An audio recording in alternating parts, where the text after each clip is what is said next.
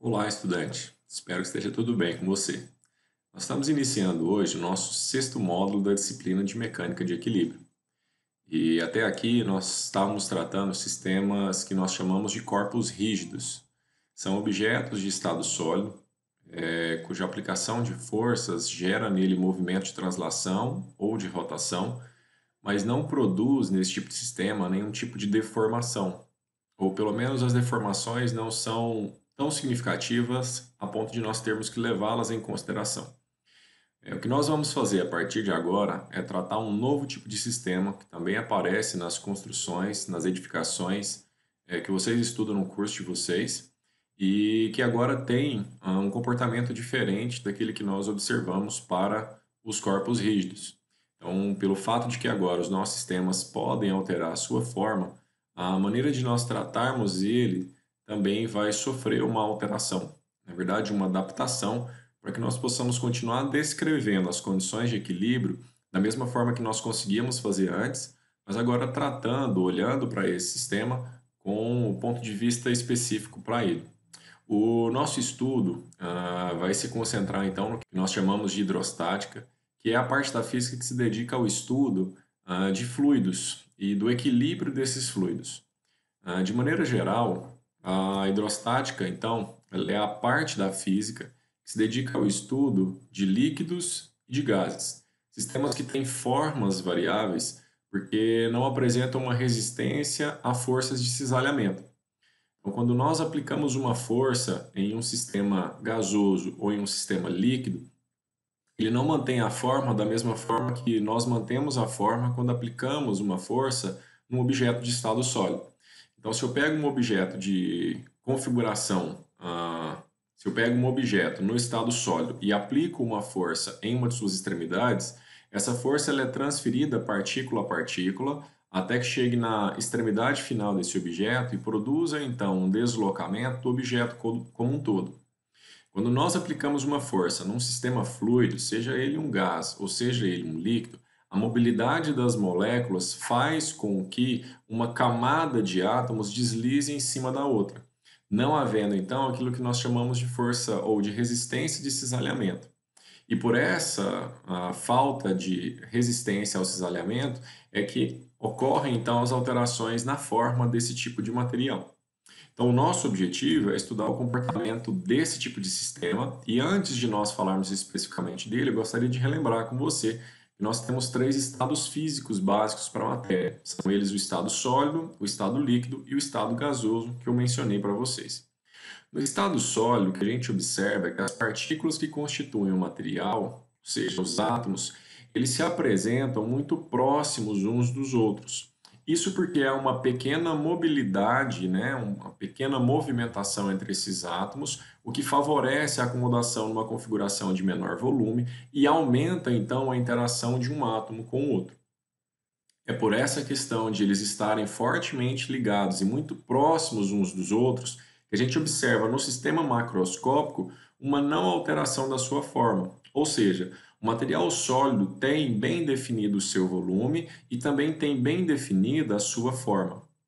O material líquido é um material cujas moléculas e átomos apresentam uma movimentação maior do que no estado sólido e as moléculas e átomos estão interagindo um pouco mais fracamente do que no estado sólido.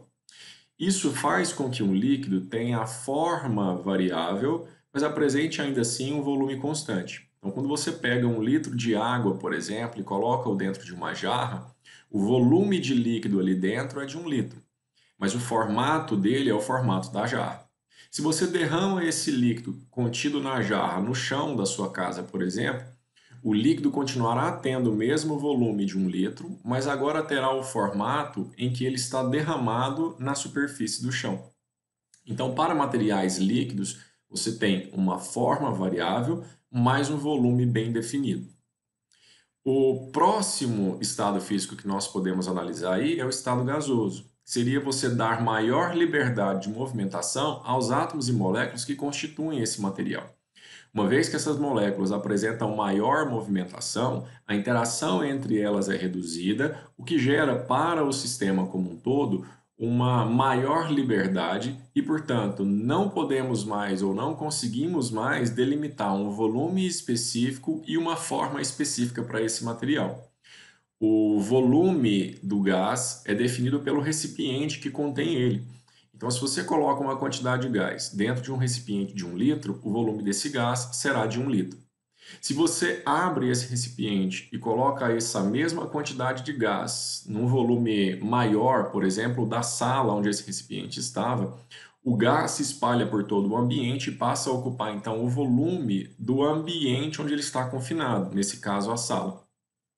Então você tem uma alteração no volume e também tem uma alteração no formato desse gás, que antes tinha o formato do recipiente que o continha e passou a ter depois o formato da sala que o continha. Então, pela liberdade de movimentação dos átomos e moléculas, no caso de um material no estado gasoso, não há como se falar em uma forma bem definida e um volume bem definido. Esses dois últimos estados físicos que nós mencionamos, o estado líquido e o estado gasoso, têm em comum o fato de não apresentarem uma forma definida para o material que está sendo analisado, e eles não têm essa forma bem definida exatamente por conta da falta de uma resistência a forças de cisalhamento. Então, você consegue alterar a configuração do material a partir da aplicação de forças nele. Esses dois sistemas, né, estado líquido e estado gasoso, vão ser chamados por nós, então, de forma geral, de estados fluidos, ou simplesmente de um fluido. E o que nós vamos passar a tratar a partir de agora é o que nós chamamos de fluido. Então, essa imagem que está sendo apresentada para você ilustra aí a diferença de movimentação e de interação entre as partículas, no caso de um material, o que vai definir para você se ele está no estado sólido, no estado líquido ou no estado gasoso.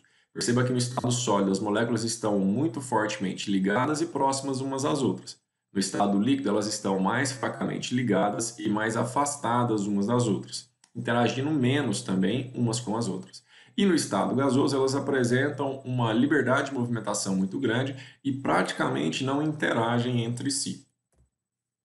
Então, de maneira geral, um fluido é um sistema que não apresenta resistência a forças de cisalhamento. Logo, ele vai apresentar forma variável e vai ser caracterizado basicamente por materiais que estejam no estado líquido ou no estado gasoso. Espero que você tenha percebido a diferença que existem entre os sistemas que nós abordamos e a importância de nós tratarmos os fluidos. Até a próxima aula, onde nós vamos caracterizar as propriedades físicas desse tipo de material. Bons estudos e até lá!